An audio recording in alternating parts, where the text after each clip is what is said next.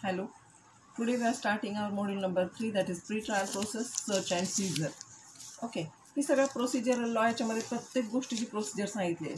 Even तुम्ही notes शांतपणे वाचल्या तर तुम्हाला त्याचे प्रोसिजर कळेल. या नोट्स तुम्ही प्रिझर्व पण करून ठेवायच्यात कारण याचा उपयोग तुम्हाला पुढे पण येणार आहे. सो याच्यावर एक प्रश्न आहे, how the court can compel the production of things. Compel कसं करतं कोर्ट? एखाद्या वस्तूचं प्रोडक्शन करायचं आहे. प्रोडक्शन ऑफ थिंग म्हणजे काही वस्तू निर्मिती नाही, तर कोर्टामध्ये एखाद्या वस्तूचं सादरीकरण करायचे आणायचे आहे तर कशा पद्धतीने प्रोसिजर सांगितलेली आहे. Explain the process to compel the production of things by court. आणि त्याच्यावर पुन्हा काय येऊ शकतं, write short note on search warrant. Okay, आता आपण वॉरंट म्हणजे काय ते पाहिलेलंच आहे. आता समन्स टू प्रोड्यूस, समन्स जर प्रोड्यूस करायचं असेल तर कसं केलं जातं पहा. Section 91, summons to produce document or other things. Summons काय करायचं आहे, summons to produce document, document आणण्यासाठी समन्स कसं काढलं जातं किंवा इतर गोष्टी other things. In many cases the production of any document or other thing is necessary or desirable for. कशासाठी वस्तू पाहिजे आहे तिथे किंवा कशासाठी डॉक्युमेंट्स पाहिजे आहेत तिथे. The purpose of any inquiry or trial, inquiry किंवा ट्रायलसाठी ती वस्तू आवश्यक आहे. Under this code by or before any court. कोर्टाला पाहिजेच आहे ना पुरावे, इव्हिडन्सेस पाहिजेत, त्याच्यामध्ये डॉक्युमेंट्स येतील, काही वस्तू येतील. समजा एखाद्याचा मर्डर झाला असेल तर त्याचे इव्हिडन्सेस येतील, दगड असेल, सुरा असेल, वॉट एव्हर ते सगळं प्रोडक्शन करण्यासाठी तिथं काय काढलं जातं, समन्स. समन्सचा अर्थ काय, बोलवणं, पाठवणं. ओके, या तुम्हाला यायचं आहे, हे सगळं घेऊन यायचं आहे. So, hence, court have power to issue a summons to such a person in whose possession or power such a required document or things. पर्सनला अंडरलाईन करा. पर्सनच्या नावेच समन्स निघतं आणि पोलीस ऑफिसरच्या नावे वॉरंट निघतं. ओके, सो हिअर कोर्ट काय करेल, इश्यू अ समन्स. कशासाठी समन्स इश्यू करेल, टू सच अ पर्सन, त्या व्यक्तीसाठी समन्स इश्यू करेल, हुज पोझेशन, ज्याच्या ताब्यामध्ये, और पॉवर सच रिक्वायर्ड डॉक्युमेंट और थिंग, ज्याच्या ताब्यात वस्तू आहे किंवा त्याच्या पॉवर अत्यारित आहे की त्याच्याकडे ते डॉक्युमेंट्स आहेत, ते is believed to be there. असा कोर्टाचा ठाम विश्वास आहे की त्या व्यक्तीकडे त्या वस्तू आहेत, तर त्या कोर्टामध्ये प्रोड्यूस करायच्या आहेत as an evidence, as an inquiry. म्हणून ते काय केलं जाईल, कोर्टामध्ये समन्स काढलं जाईल त्या वस्तू करण्याची. Section 91. So here and through such summons the court can ask, किंवा डायरेक्ट, कोर्ट आस्क नाही करत, डायरेक्ट करतं, such person to produce such required thing. Court direct करेल की डायरेक्शन देईल की बाबा त्या वस्तू हजर कर. Thereby attending the court or just produce the same without attending the court in person at such time as stated in the summons for production. समन्समध्ये दिलं असते की बाबा तुम्ही प्रत्यक्ष हजर राहा किंवा तुम्ही त्या वस्तू हजर केल्यात तरी सुद्धा चालणार आहेत. Similarly, such production of any document or thing is also necessary for the purpose of any investigation. Investigation साठी आवश्यक आहे ते, or inquiry under this code by or before any office in charge, underline करा, of police station. Hence, such officer is also empowered to issue a written order to any such person in whose possession such a required document or thing is believed to be there. Police ऑफिसरला पण authority आहे, जेव्हा जिथं investigation किंवा inquiry चाललेली असते police स्टेशनला, त्या ठिकाणी सुद्धा जेव्हा असं वाटतं की अशा डॉक्युमेंट्स या व्यक्तीच्या ताब्यात आहेत तर त्या हजर करण्यासाठी हे काय करू शकतो, police incharge, officer incharge of police station, तो काय करू शकतो, इश्यू अ रिटन ऑर्डर. पहा इथं रिटन ऑर्डर हा शब्द वापरलेला आहे, आधी आपण समन्स हा शब्द वापरलेला आहे. Okay, written order to any such person in whose possession such required document or thing is believed to be there. And when any such person is required merely to produce such a document or thing, then he may cause it to be produced even without attending personally. प्रत्यक्ष तो हजर राहिला नाही, त्यांनी फक्त वस्तू हजर पाठवल्या किंवा हजर केल्या तरी चालतात. Okay, the court for the same and when he so causes it to produce then it is sufficient compliance of his part. त्याला फक्त वस्तू हजर करण्यासाठी त्यांनी त्या वस्तू हजर केल्या, त्याच्या पद्धतीने का तो त्याचा जो कार्यभाग होता तो संपलेला आहे. ओके, आता सेक्शन 92 पाहूया. Procedure as to letters or telegrams. काय आहे प्रोसिजर लेटर्सची किंवा टेलिग्राम्सची? This section 92 is related to all such letters, telegrams, documents, parcels or other things which are in the custody of the postal or telegraph authority. So when आता या वस्तू आलेल्या आहेत पण बाय पोस्ट आलेल्या आहेत, मग आता पोस्टामधून कशा पद्धतीने सोडवल्या जातात पहा. when district magistrate, chief judicial magistrate, court of session or high court is of the opinion that any such letter or thing is wanted for purposes of any investigation, inquiry, trial or other proceedings under this code, then पहा इथं कशासाठी पाहिजेत? इन्व्हेस्टिगेशनसाठी पाहिजे, ट्रायलसाठी पाहिजे, what ever procedure आहे कोर्टची त्याच्यासाठी पाहिजे. Then underline करा, इथं पुढं आपलं उत्तर आहे. Then such magistrate or court can require, that is require, ask the concerned postal or telegraph authority to deliver the said required thing only to such a person as the magistrate or court specifically directs on that behalf. पहा वाक्य किती मोठी मोठी असतील तरी सुद्धा हे लक्षात ठेवायला सोपं आहे. जेव्हा पोस्टातर्फे आपल्याला काहीतरी पाहिजे आहे, पोस्टातर्फे मॅजिस्ट्रेटला, हायकोर्टला किंवा चीफ ज्युडिशियल मॅजिस्ट्रेटला हवं आहे, तर अशा वेळेस काय केलं जाईल? ती व्यक्ती ज्या व्यक्तीला म्हणजे मॅजिस्ट्रेट ज्या व्यक्तीला अथॉरिटी देईल की तिथं जाऊन त्यांनी ती वस्तू घेऊन यायची आहे, त्या आणि त्याच व्यक्तीकडे ती वस्तू द्यायची अथॉरिटी आहे. Specifically directs on the behalf. Then when any other executive or judicial magistrate other than referred to the above or commissioner of police or the district superintendent of police is of the opinion that any such letter or thing is wanted for any of the aforesaid purposes, then such a magistrate, commissioner or superintendent can require, that is ask the concerned postal or telegraph authority to cause the search to be made of the required thing and then to detain with themselves the said thing until pending the further order of the district magistrate, chief judicial magistrate, session court or the high court as the case may be in that behalf. पहा एक document आहे, एक केस चालू आहे, त्याचं एक document आहे जे पोस्टाकडे आहे, ते पोस्टाकडून पाहिजे आहे ट्रायलसाठी, इन्क्वायरीसाठी, इन्व्हेस्टिगेशनसाठी. मग काय केलं जाईल?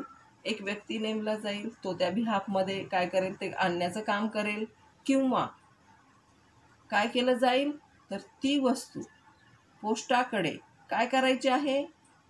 डिटेन विथ देमसेल्फ, ते रोखा, ते पुढं देऊ नका, तिथं थांबवा. म्हणजे आता समजा एखादं लेटर आहे, ते लेटर जे आहे ते लेटर त्या व्यक्तीच्या हातात गेलं तर मग प्रॉब्लेम होईल. किंवा ते लेटर पोस्टातर्फे आलेलं आहे पण ते त्या व्यक्तीच्या हातात जाऊ न देता ते कुणाकडे यायला पाहिजे? कोर्टाकडे यायला पाहिजे. मग अशा वेळेस काय केलं जाईल?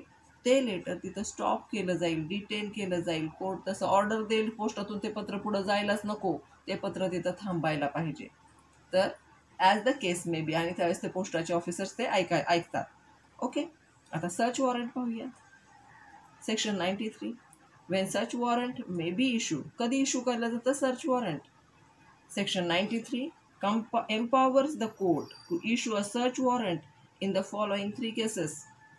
पहिलं, where any court has reason to believe that a person to whom a summons or order under Section 91 has been addressed or to whom a requisition under Section 92 has been addressed, that person would not produce the document or thing as required by such a summons, order or requisition, then in that case the court may issue a search warrant. Okay, आता आपण summons पाहिलेले, summons आणि warrant मधला फरक आपल्याला कळतोय. आता summons जे आहे, आधी समन्स पाठवलं, बाबा ही वस्तू आम्हाला पाहिजे, तू आणून दे कोर्टामध्ये किंवा तू पाठव आम्हाला कोर्टामध्ये. पण ती व्यक्ती दोन्ही पद्धतीने, अगदी आपण जे सेक्शन 92 खाली पाहिले रिक्विजिशन करतोय, आपण मागणी करतोय, आणि तरी सुद्धा तो जर मागणी करत नसेल तर, मागणीचा पुरवठा करत नसेल तर काय केलं जातं? त्याच्या विरुद्ध सर्च वॉरंट काढलं जातं.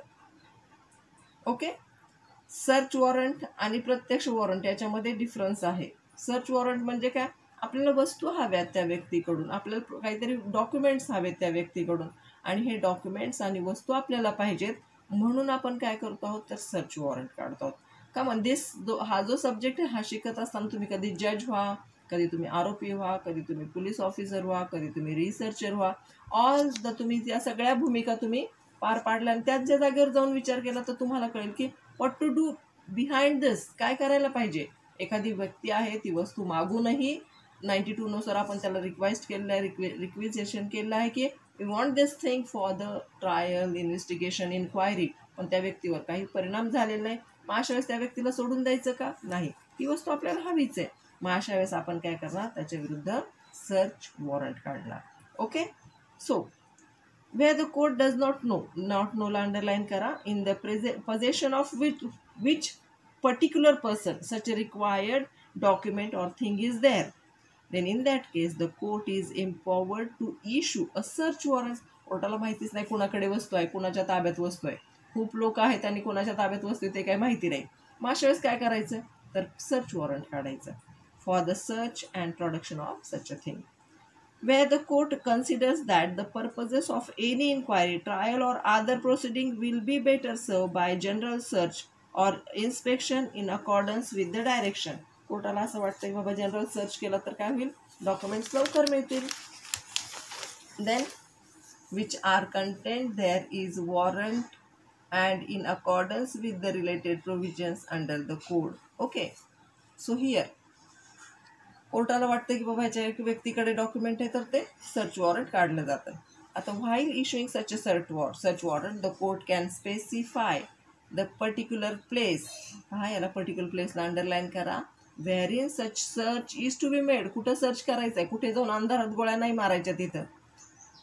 And so the person who is charge with the execution of such warrant has to make inspection of that particular specified place only. आता आपण पाहिलं वॉरंट हा ऑफिसरच्या नावे निघतं, ज्या ऑफिसरच्या नावे वॉरंट निघणार आहे, जो सर्च करायला जाणार आहे त्याला स्पेसिफिक प्लेस सांगितलेली जाते, या ठिकाणी जाऊन तू काय कर, सर्च कर. For the purposes of search of any such document or thing which is in custody of the postal or telegraph authority on the district magistrate or the chief judicial magistrate is authorise to issue or grant such a search warrant. पोस्टामध्ये अडकलेली वस्तू, आता इतकी पत्र त्यातून काहीतरी search करायचं तर सर्च वॉरंट इश्यू केलं जातं. To issue or grant a search warrant is the discretionary power. म्हणजे डिस्क्रिशनरी पॉवर म्हणजे काय, सर्व अथॉरिटी, पूर्ण अथॉरिटी कुणाकडे आहे, कोर्टाकडे आहे. डिस्क्रिशनरी पॉवर म्हणजे संपूर्ण अथॉरिटी त्या व्यक्तीकडे असणे किंवा त्या ऑफिसकडे असणे, कोर्टाकडे. Because of such warrant the privacy of any man or the privacy of any place gets invaded. अतिक्रमण होतं ना त्याच्यामध्ये. राईट टू प्रायव्हसी आहे आपल्याला. एखाद्याचं पत्र पोस्टातच थांबवायचं, ते काढून वाचायचं म्हणजे काय, तर राईट टू प्रायव्हसी आपण हे करतो आहोत. किंवा टेलिफोन टॅपिंग जे आहे ते पण राईट टू प्रायव्हसी खालीच येतं की नाही. सो इथं आपण अतिक्रमण करतो, म्हणून hence the court must exercise his power with more कॉशन्स.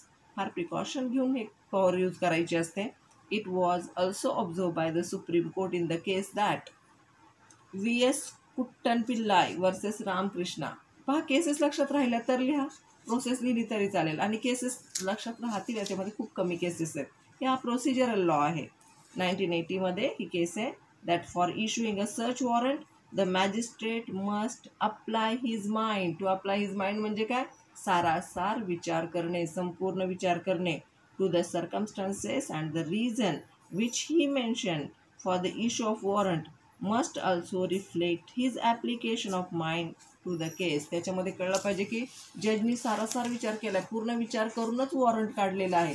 जजनी आपलं वरवरचं वॉरंट काढलेलं नाही की त्याला वाटलं एक वस्तू पाहिजे आणि तो ते प्रोड्यूस करण्यासाठी त्यांनी वॉरंट काढलं, असं नको. तर जजनी पूर्ण विचारांती ते वॉरंट काढायचं आहे. ओके. सेक्शन 94 आपण पुढच्या लेक्चरला पाहू. Section is section 94, that is search of place suspected to contain stolen property etcetera. पाहता आपण असा विषय शिकतोय ज्याच्यामध्ये चोरी मारी आणि वस्तू लपवणं हे तर आहे. चोरीच्या वस्तू कुठं लपवून ठेवतात लोक, चोरीच्या वस्तू काय स्वतःच्या घरी घेऊन जात नाही. मग अशा वेळेस अशा ठिकाणी सर्च करायचं आहे. So search of place suspected, असा संशय आहे, टू कंटेन स्टोलन प्रॉपर्टी. मग अशा वेळेस कशा पद्धतीने केलं जाईल काम? Upon any information and after the necessary inquiry if any district magistrate or subdivisional magistrate or any judicial magistrate of the first class, हे सगळेजण हॅज रिझनला अंडरलाईन करा, त्यांना कारण आहे त्यांच्याकडे कशासाठी, to believe that any particular place is used, एखादी जागा ही वापरली गेलेली आहे. कशासाठी वापरली गेलेली आहे? For the deposit or sale of any stolen property. For deposit म्हणजे काय? ठेवण्यासाठी, किंवा sale of any stolen property, किंवा एखाद्या स्टोलन प्रॉपर्टीचा सेल झालेला आहे, विक्री झालेली आहे. Or for the deposit, sale or production of any objectionable article as describe below. Then in that case, पाहता त्यांना संशय आलेला आहे ही वस्तू अशा अशा ठिकाणी लपवलेली आहे किंवा अशा अशा व्यक्तीला विकलेली आहे. कॉमनली पहा, जे लोक चोरी करतात सोन्याची वगैरे, ते त्यांचे ठराविक सोनार असतात, त्यांच्याकडे नेऊन त्या वस्तू विकतात ते लोक. आणि मग अशा वेळेस त्यांच्याकडून कशा पद्धतीने या सगळ्या सस्पेक्टेड वस्तू काढायच्या आहेत आपल्याला. सो त्याच्यासाठी काय केलं जातं पहा, in that case any such magistrate, वर ज्यांची नावं दिली तो magistrate, can issue a warrant, underline करा, can issue a warrant for causing the search of that place by any such police officer. Warrant हे पोलीस ऑफिसरच्याच नावे निघतं. who is above the rank of constable. पहा, ज्याची rank ही कॉन्स्टेबलच्या वरची आहे अशा police ऑफिसरच्या नावे वॉरंट निघतं. कशासाठी? सर्च वॉरंट निघतं. कशासाठी? की बाबा रे, अशा अशा ठिकाणी ही स्टोलन प्रॉपर्टी डिपॉझिट केली गेली आहे, किंवा अशा अशा ठिकाणी स्टोलन प्रॉपर्टी काय केली गेली आहे, विकली गेली आहे. मग अशा वेळेस जाऊन तिथं सर्च करायचं आहे. याच्यासाठी वॉरंट द्यायचं आहे की डायरेक्टमध्ये जाऊन तुम्ही कुठेही सर्च करू शकत नाही. कॉन्स्टिट्यूशनमध्ये त्या प्रोव्हिजन्स आहेत, त्याला आपण उल्लंघन न करता सर्च वॉरंट करून आपल्याला हव्या त्या वस्तू मिळवण्यासाठी सर्च वॉरंट काढलं जातं. मग हे कोण कोण काढतं पहा, district magistrate, sub divisional magistrate, any judicial magistrate or the JMFC, that is first class. JMFC सुद्धा हे काय करू शकतात, वॉरंट काढू शकतात. In the name of police officer who is above the rank of constable. कॉन्स्टेबलला सर्च वॉरंट काढलं जात नाही कॉन्स्टेबलच्या नावे. सर्च वॉरंट कुणाच्या नावे काढलं जातं? Above the rank of constable. Okay. आता power of police officer when who is authorise to make search. Section 94 काय म्हणतं पहा, एका पोलीस ऑफिसरच्या नावे वॉरंट काढले गेले, ती व्यक्ती तिथं गेलेली आहे सर्च करण्यासाठी. मग त्याच्या हातात काय काय पॉवर्स दिलेल्या आहेत त्या पाहूया. Thus by such a warrant the magistrate may, okay, authorise the police officer, काय काय अथॉरिटीज दिल्यात त्या पाहूया. To enter into such a place and for that to take necessary assistance. ज्या जागेवर संशय आहे की त्या ठिकाणी त्या वस्तू ठेवलेल्या आहेत किंवा त्या वस्तू सेल केलेल्या आहेत, त्या ठिकाणी जाऊन त्या जागेमध्ये एंट्री करण्याची अथॉरिटी त्या पोलीस ऑफिसरला आहे आणि तो असिस्टन्स घेऊ शकतो. म्हणजे त्याच्याबरोबर तो पोलीस ऑफिसर्स किंवा कॉन्स्टेबल वगैरे घेऊन जाऊ शकतो. To make search of the place in the manner specified by warrant. वॉरंटमध्ये ज्या पद्धतीने सांगितलेलं आहे सर्च, त्या पद्धतीनेच त्यांनी सर्च करायचं आहे. टू टेक पोझेशन ऑफ, पोझेशनला अंडरलाईन करा, of any such property or article which is found at such a place and which is reasonably suspects to be stolen property or objectionable article. ते त्या जागेवर गेलेत, त्यांनी सर्च केलं आहे, त्यांना काही प्रॉपर्टी सापडलेली आहे, पण ती प्रॉपर्टी कशी असायला पाहिजे की जिचा आपण सर्च करतो आहोत तीच प्रॉपर्टी असायला पाहिजे, किंवा जी सस्पेक्टेड आहे, जिच्यावर संशय बाबा ही प्रॉपर्टी स्टोलन आहे, ती आणि तीच प्रॉपर्टी ते ताब्यात घेऊ शकतात. ओके. नाहीतर उचलून सगळंच घेऊन येऊ शकतात, असं करत नाही. So to convey, carry and take such a property or article before a magistrate, आणि तिथून ते कॅरी करून आणू शकतात मॅजिस्ट्रेट समोर. पहा किती बारकाईने रूल्स सांगितलेले आहेत सगळे. Or when it is not possible to convey then to guard the same. Convey म्हणजे वाहून नेणं शक्य नाही, मोठी वस्तू आहे, मग अशा वेळेस काय करायचं, तिथं guard the same at or on the spot until the offender is taken before the magistrate. ती वस्तू तिथंच गार्ड करायची, तिचं राखण करायचं आहे, तिथं थांबायचं आहे, त्याला प्रोटेक्शन द्यायचं आहे. कधीपर्यंत? अंटिल द ऑफेंडर, जो गुन्हेगार आहे त्याला मॅजिस्ट्रेट समोर नेत नाही तोपर्यंत ते गार्ड करायचं आहे. Or whenever necessary to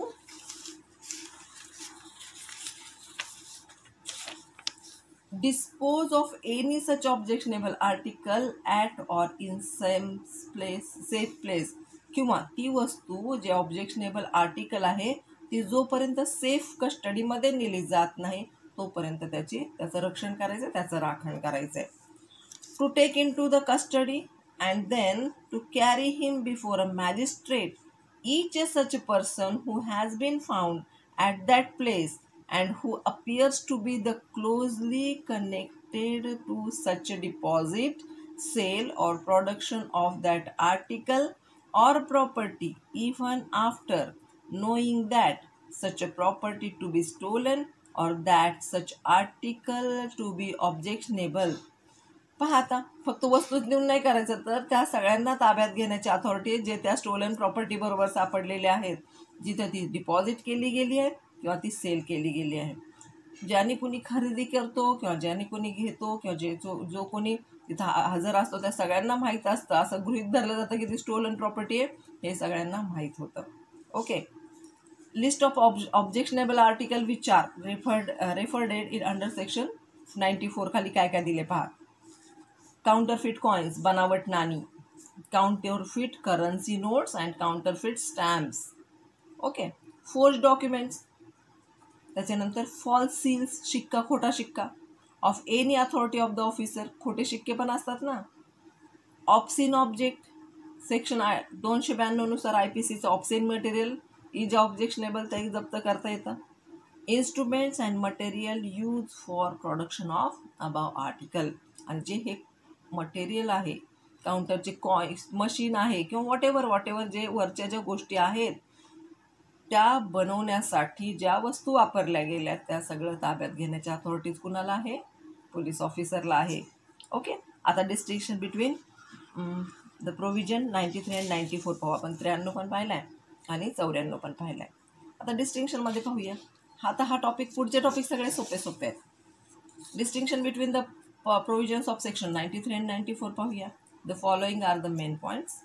Under section 93, all the courts are empowered to issue search warrant for the production of any document or thing. Okay. But section 94 empowers only the district. Underline करा. section 93 ला underline करा, मी underlines नाही केलेल्या. हे 93 काय म्हणतं? courts are empowered to issue search warrant for the production of any document. Okay. But section 94 empowers only the district magistrate, sub-divisional magistrate and the magistrate of the first class to issue warrant for searching the specified place. वर any कोर्टला, all the courts. Okay. आणि इकडे मात्र कोण आहे? ते district magistrate, divisional magistrate आणि JMFC यांनाच फक्त त्या अथॉरिटीज दिलेल्या आहेत सर्च वॉरंट काढण्यास. On after the failure of the person summoned to produce required things, then search warrant can be issued under section 93. एखादी वस्तू आहे, तिला एखादी वस्तू पाहिजे आहे, आपण समन्स पाठवलं, ती व्यक्ती आलीच नाही वस्तू घेऊन किंवा तिने प्रोड्यूसच केलं, तिथं काय केलं जातं? वॉरंट काढलं जातं. तिथे सर्च वॉरंट काढलं जातं. पण however section 94 contemplates a surprise search. 93 खाली काय केलं जातं? त्या व्यक्तीला माहिती पडलेलं असतं, आपल्याला हजर करायला सांगितलेलं आहे, आपल्या नावे समन्स निघालेलं आहे, समन्स हे व्यक्तीच्या नावे निघतं. इथे मात्र 94 मध्ये मात्र सरप्राईज आहे सगळं. Surprise search for the recovery of stolen property. तुमच्या डोळ्यासमोर दृश्य आणायला पाहिजे. तुम्ही एक स्टोलन प्रॉपर्टी आहे आणि त्या स्टोलन प्रॉपर्टीचा आरोपी पकडला गेलेला आहे आणि त्यांनी सांगितलं की बाबा अमक्या ठिकाणी मी ती वस्तू लपवून ठेवली किंवा त्याला सेल केलं आहे. लोक तिथं जातात, तिथं सर्च करतात. सांगून जातील का? हॅलो, आम्ही सर्च करायला येतो आहोत बरं का, आम्हाला कळालेलं आहे स्टोलन प्रॉपर्टी इथं आहे. आता इंटरनल माहीत नाही, पण असं सांगून जाऊ शकतात का? नाही. इथं सरप्राईज असतं सगळं. सरप्राईजली जातात, अचानक धाड पडते. Okay. We have seen in Hindi movies most of the time such a धाड. Okay. So here for the recovery of stolen property or objectionable articles. कळतोय हा difference? A search warrant under section 93 can be issued to or directed to any person. Okay, आपण हे पुन्हा पुन्हा पाहतोय. For its execution. But वॉरंटला underline करा, under section 94ला अंडरलाईन करा, is always directed for its execution only to such a police officer who is above the rank of constable. हे पण अंडरलाईन करून ठेवा, हे पण लक्षात ठेवा. Section 93 contemplates the existence of a judicial proceeding, but under section 94 it is not necessary that there must exist any judicial proceeding before or for the issue of any warrant for search of any specific place. पाहता, existence of judicial proceeding आहे. 91 judicial proceeding चालू असताना आपल्याला एखादी वस्तू पाहिजे तर आपण काय करतो? वॉरंट काढतो. पण इथं मात्र 94 मध्ये ट्रायल चालू असू दे नसू दे, एखाद्यावर आरोप आहे तर त्याच्यासाठी स्टोलन प्रॉपर्टी हँडओव्हर करणं आवश्यक असते किंवा हातात घेणं आवश्यक असते. ओके, आता आपण सेक्शन 95 पुढच्या लेक्चरला पाहू. सेक्शन 95 काय सांगतं? Power to declare certain publication be forfeited and issue search warrant for the same. Forfeited म्हणजे काय? एका जागी ठेवून देणे, थांबणे, सीज करणे. This section 95 is related to such matters the publication of which is punishable under the following section of the Indian penal code, namely section 124A काय सांगतं? Sedition. Section 53A promoting enmity between different groups or grounds of religion. Section 153B imputations or assertion which are prejudicial to the national integration. एकाग्रतेला धक्का पोहोचवणाऱ्या काही गोष्टी असतील तर. Section 292 selling, डिस्ट्रीब्युटिंग, publishing, एक्झिबिटिंग, circulating और making obscene book etcetera. हे सगळे IPCचे कलम आहेत, हे आपण शिकलेलो आहोत. CRPC शिकताना इंडियन पिनल कोडचा खूप संबंध येतो. इंडियन पिनल कोड आणि CRPC they are connected to each other. Actually all laws are connected to each other. कुठलाही लॉ तुम्ही सोल वापरू शकत नाही किंवा कुठलाही लॉ तुम्ही सोलली हँडल करू शकत नाही किंवा वाचू शकत नाही. ओके, सो सेक्शन 293 काय म्हणतं? Sale etcetera obscene object to young person. Young लोकांना ऑब्स्सीन मटेरियल विकणं. Section 295A deliberate and malicious acts intended to outrage the religious feeling of any class by insulting its religious belief. एखाद्याचा धार्मिक अपमान करणे. Okay. Thus this section 95 provides that when any newspaper, book or any document, whenever it might be printed, if appears to be state government to contain any such matter or referred to here in above, then the government, आता देनच्या पुढं वरच्या काही material सापडलं तर the government is empowered to declare that each copy of such a newspaper, book or document to be forfeited. Seize केलं जाईल, त्याची विक्री होणार नाही, पुढं दिली जाणार नाही. पहा तुम्ही, तस्लिमा नसरीनचं एक पुस्तक बॅन झालं होतं किंवा सलमान रुश्दीचं सॅटॅनिक वर्सेस हे पुस्तक बॅन झालं होतं. तर ऑब्स्सीन नव्हतं ते, ॲक्च्युअली ते मतं होती, पण सॅटॅनिक वर्सेस किंवा ऑब्स्सीन मटेरियल आहे असं वाटत असेल तर गव्हर्नमेंट काय करतं? त्याला बॅन करतं, थांबवतं. त्याच्या पुढे एक काही पुस्तकाची विक्री होऊ देत नाही किंवा त्याला सीज करतो. कुणाकडे सापडलं तरी तो गुन्हा ठरतो. Okay. The government can make such a declaration thereby issuing the notification in that behalf, stating therein the grounds of its opinion, and on after such a declaration any police officer is authorized to seize such book etc. whenever found in India. भारतामध्ये कुठेही ती वस्तू सापडली, कुठेही ते पुस्तक सापडलं तर ते काय केलं जातं? सीज केलं जातं, थांबवलं जातं. Besides, the magistrate is empowered to issue a warrant thereby authorizing any such police officer. Warrant पुन्हा पोलीस ऑफिसरच्या नावे निघाले who is not below the rank of sub inspector. त्याची रँक ही सब इन्स्पेक्टरच्या खाली नसावी. To enter upon and search for such book etc. in any such premises wherein any copy or copies of the such books etc. may reasonably suspected to be there. असा संशय आहे की अशा ठिकाणी ते पुस्तक आहे, अशा ठिकाणी ते पुस्तक सीज केलेलं, तर कुठलाही पोलीस ऑफिसर ज्याचे रँक ही सब इन्स्पेक्टरच्या खाली नसावी, म्हणजे कॉन्स्टेबल नसावा. सब इन्स्पेक्टर काय करू शकतो, जाऊन किंवा सर्च करून काढू शकतो, बाबा ते पुस्तक सीज करू शकतो, ताब्यात घेऊ शकतो. Okay, thank you.